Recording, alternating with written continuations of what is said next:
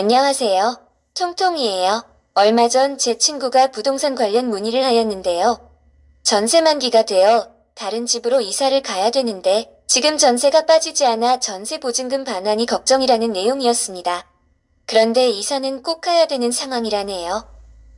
고민스러운 내용이네요. 보통의 서민들에게는 전세 보증금이 거의 전 재산이나 마찬가지이기 때문에 이런 경우 정말 걱정이 많을 겁니다.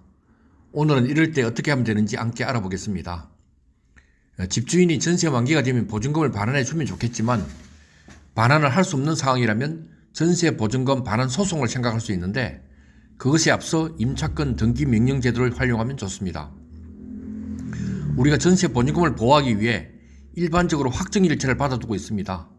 그리고 지금은 임대차 3법이 시행되면서 전월세 신고를 이사 후 한 달 이내에 하는데 이때 전입과 확정일자가 자동으로 이루어지죠. 그렇지만 확정일자는 임차인이 점유, 즉 살고 있을 때 효력을 가져서 대항력을 가지지만 점유를 이탈하는 순간 이 대항력과 최우선 변제권을 상실하게 됩니다. 그런데 앞에서 말한 사례와 같이 계약기간은 만료가 되었고 이사는 꼭 가야 하는데 새로운 임차인이 나타나지도 않았고 집주인이 보증금을 반환할 여력이 없는 경우가 문제죠. 이럴 때 하는 것이 바로 임차권 등기 명령 신청입니다. 박사님, 임차권 등기 명령을 좀 더 쉽게 설명해 주세요. 임차권 등기 명령은 임차인의 전세 보증금에 대한 대항력 및 우선 변제권에 대해 부동산 등기부 등본에 등기함으로써 그 권리에 대해 보호를 받을 수 있는 제도이죠. 임차권 등기 명령 신청을 통해 집주인의 부동산 등기부 등본에 임차권에 대한 사항을 등기하게 되면 집주인 입장에서는 매우 불리할 수밖에 없습니다. 일단 등기부 등본에 임차권에 대한 사항이 등기됨으로써 해당 부동산에 대한 정보가 필요한 누구든 등기부 등본을 열람했을 때 임차권 등기가 격려된 사실을 알 수 있게 됩니다. 그렇게 되면 이를 확인한 그 누구도 해당 부동산에 거주하기 위해 임대차 계약을 체결하지 않을 가능성이 높죠. 그 이유는 임차권 설정으로 인해 새로운 세입자가 들어온다고 하더라도 이미 최우선 변제권에 대한 권리를 선점할 수 없기 때문인데요. 이를 너무나 잘 알고 있는 임차인 입장에서는 굳이 보증금에 대한 보호를 받지 못하는 부동산에 대해 계약을 체결하고 거주할 이유가 없게 되는 것입니다.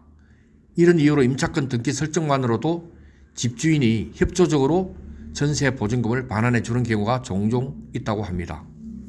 임차권 등기 명령 신청 절차는 어떻게 되나요? 요즘 통통이 질문이 상당히 세련되어 가고 있네요. 임차권 등기 명령은 임대인의 동의 없이 임차인 단독으로 신청이 가능하며 신청 시에는 반드시 해당 부동산에서 점유를 유지하고 있는 상태라야 합니다. 그리고 신청 절차는 아주 간단합니다. 신청서 작성 및 필요 서류를 준비해서 주택이 소재하는 관할 법원에 제출하면 되는데요. 신청 서류는 임대차 계약서, 신청인의 주민등록 초본, 계약 해지를 입증할 만한 자료, 부동산 등기부 등본입니다. 그리고 임대차 계약서에는 반드시 확정일자가 있어야 하고 계약 해지 입증 자료로는 계약 해지 통보를 위한 내용 증명, 문자, 카카오톡 등 어떤 방식이든 상관없습니다. 박사님, 임차권 등기 명령과 관련하여 특별히 유의해야 할 사항은 어떤 게 있나요? 그래요. 이 임차권 등기 명령에는 몇 가지 유의사항이 있는데요.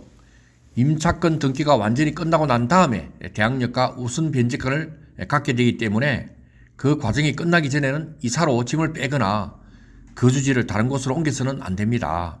또한 만료 2개월 전까지 종료한다는 통지를 따로 전달하지 않으면 이전과 동일하게 자동 연장되기 때문에 임차권 등기 명령을 신청할 수 없으니 그 부분도 유의하시기 바랍니다.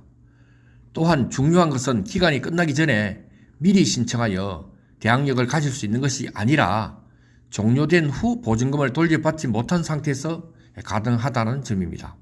집이 경매에 넘어간 상황을 가정하면 경매 개시 결정 전에 이미 임차권 등기 명령이 설정되어 완료가 되었다면 별도로 배당 요구를 하지 않아도 되지만 만약에 경매 개시 결정 이후에 신청되었다고 한다면 배당을 따로 요구해야 합니다.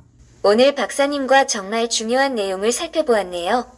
제 친구한테 빨리 이 내용을 알려줘야겠네요. 또 궁금한 게 있으면 계속 박사님께 여쭤볼게요. 아직 구독, 좋아요 안 하신 분들 구독, 좋아요 부탁드릴게요. 김 박사님 더 열심히 하실 거예요.